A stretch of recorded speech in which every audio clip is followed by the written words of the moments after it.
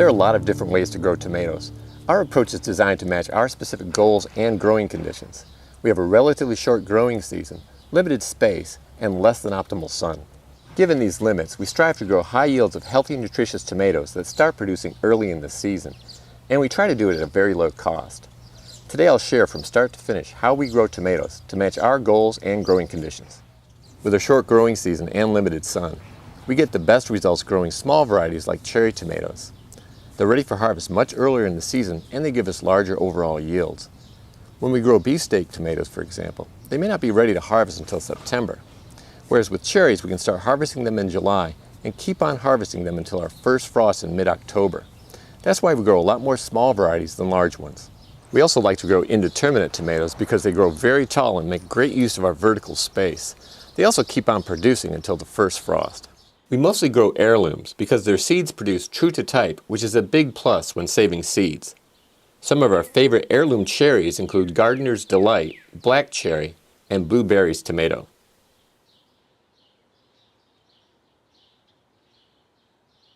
Though we prefer heirlooms, we also grow hybrid Sweet Million cherry tomatoes every year.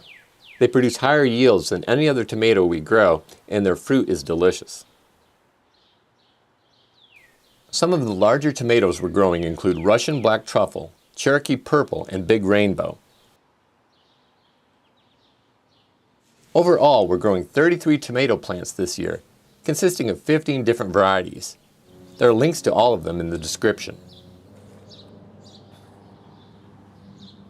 Because of our relatively short growing season here in Zone 5, we start tomatoes indoors at mid-March, about 6 weeks before our average last frost date.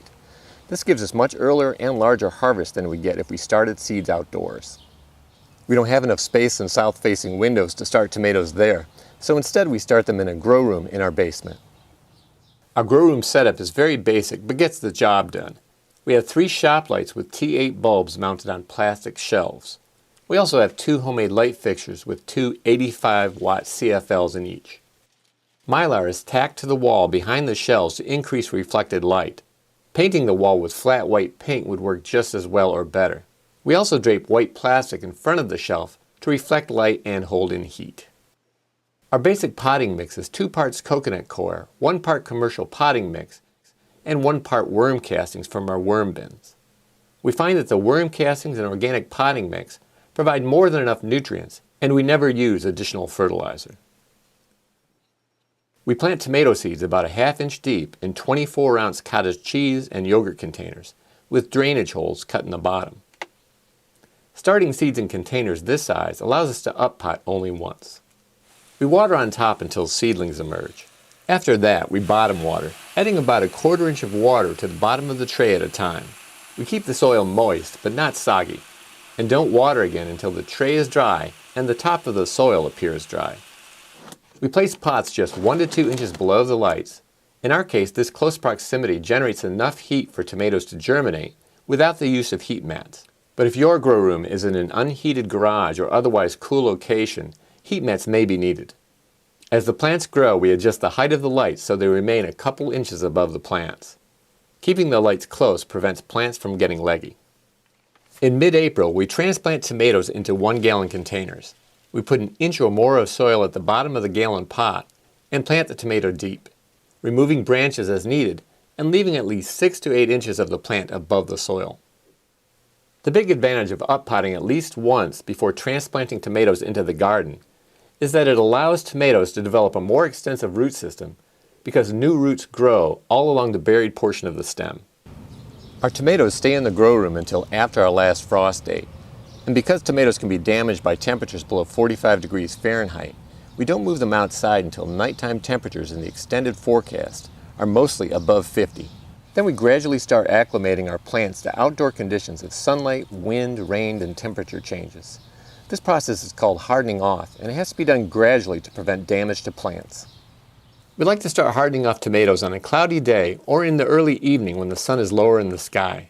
We want the temperature to be above 50 degrees and the weather to be mild. On the first day, we put the plants in a shady spot for just a few hours and then bring them back inside. Over the course of the next 7 to 10 days, we gradually move the plants out of the shade and into the sun. We also leave them outside longer and longer.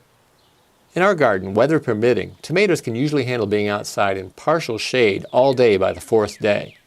So if we start Friday evening, they can be left outside all day on Monday. After that, we don't bring them inside unless the temperature dips below the upper 40s at night, or there are extreme weather conditions like very strong winds or hail. After 7 to 10 days, weather permitting, the plants are in full sun around the clock. We keep plants well watered during the entire hardening off process. Of course, the weather doesn't always cooperate. This year, based on the forecast, we started hardening off tomatoes on May 6th, but soon temperatures were dipping down close to freezing. As a result, we had to bring plants back into the house more often than we usually do, and the hardening off process took 15 days instead of just 7 to 10. It's more than 3 weeks after our average last frost date, and nighttime temps in the extended forecast are 50 degrees and higher. It's also a cloudy day. All of these conditions make today a perfect day to transplant tomatoes. Tomatoes like at least 6 to 8 hours of direct sun, which makes this a great location. We practice crop rotation with tomatoes. Last year we grew pumpkins here, which are unrelated. This year I'll plant 2 tomatoes here, 1 per square foot, and pole beans over here. Then I'll install an 8-foot trellis for them both to climb. We like to plant tomatoes fairly deeply so they can grow new roots along the buried stem, and thereby develop a more extensive root system. I just need to make sure to remove tomato branches that will be below or very close to the top of the planting hole. I add a handful of worm castings from our worm bins and plant the tomatoes. I return enough of the soil to bring it up to soil level and lightly tamp it down. Then I mulch the plants with leaves.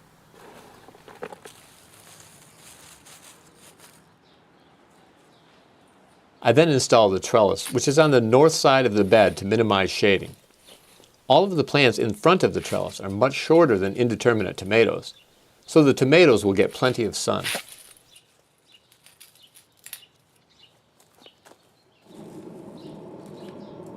I plant more tomatoes by repeating the same process in a variety of locations around the garden.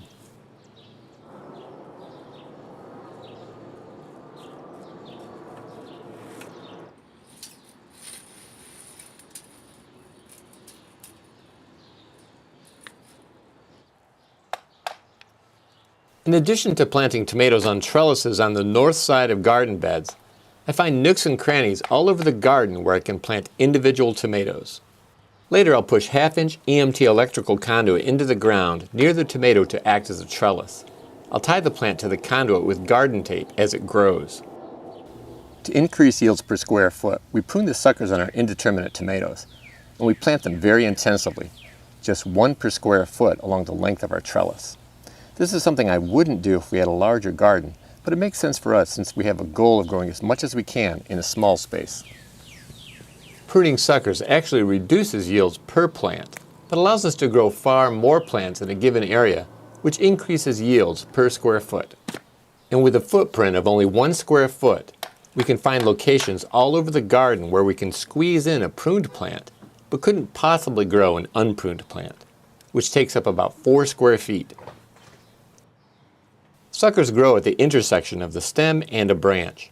If not pruned on indeterminate plants, they become another main stem with branches, flowers, fruit, and more suckers of their own, resulting in a much more bushy plants.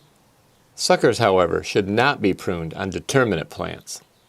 At the peak of the growing season, it takes about a minute per plant to remove suckers each week. So if we're growing 30 plants, it takes just 30 minutes per week. Another key to maximizing yields is to grow vertically. I refer to this as cubic foot gardening instead of square foot gardening. And needless to say, we can grow a lot more vertically than we could if we allowed the plants to sprawl all over the garden. We train tomatoes up our trellises by gently weaving them through the squares. We also tie them off as needed with garden tape or fabric and top the plants off when they reach the top of the trellis by cutting the main stem.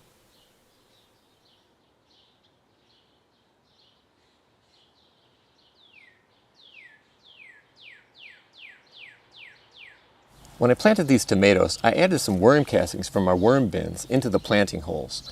I also mulched the soil surface with leaves. Other than adding more mulch as the leaves decompose, I don't plan to do anything else to feed these tomatoes. In fact, we haven't used any store-bought fertilizers or amendments for many years, and we're very happy with the results. Before spending a lot of money on fertilizers and other soil amendments, it's a good idea to have your soil tested first to see what, if any, nutrients are missing. In our case, annual applications of compost and worm castings, as well as mulch and nitrogen-fixing cover crops, provide our plants all the nutrients they need. Tomatoes require moderate to heavy watering during growth, but less at harvest time. We water deeply to encourage roots to grow deep in search of water and nutrients. Mulch reduces how often we have to water, and I only water when the top inch or so of soil is dry to the touch. Mulch also helps reduce blight. By covering the soil, it prevents blight spores that are in the soil from splashing up onto lower leaves of plants when it rains. And when we water, we'll make sure to water the soil surface and not get the plants wet, because wet leaves are more vulnerable to blight. Another precaution we take is that we don't plant all of our tomatoes together in a single area, because doing so increases diseases and pest problems. Instead, we plant them in a variety of locations around the garden. This makes it more difficult for blight to spread from plant to plant. It also makes it more difficult for pests like tomato hornworms to wreak havoc because they can't easily move from plant to plant. After plants are taller than a meter, we prune leaves that hang within a foot from the ground to prevent them from being infected with blight, and we remove leaves that are already infected. If all goes well, we'll start harvesting cherry tomatoes and other small varieties in July, and continue harvesting until our first frost, which is usually mid-October. Last year we harvested all the way into November.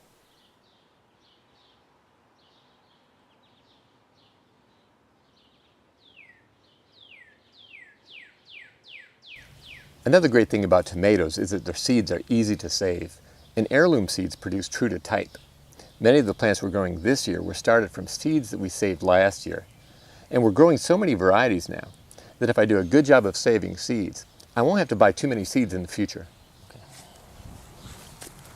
As I mentioned earlier, there are a lot of different ways to grow tomatoes, and our approach has been very effective at producing early harvests and large harvests of delicious, nutritious fruit. If you liked today's video, please give it a thumbs up. And if you haven't already subscribed, please subscribe to see more videos on how to grow a lot of food in a small garden without spending a lot of money or working harder than you really have to. Well, that's all for now. Thank you very much for watching. And until next time, remember, you can change the world 1 yard at a time.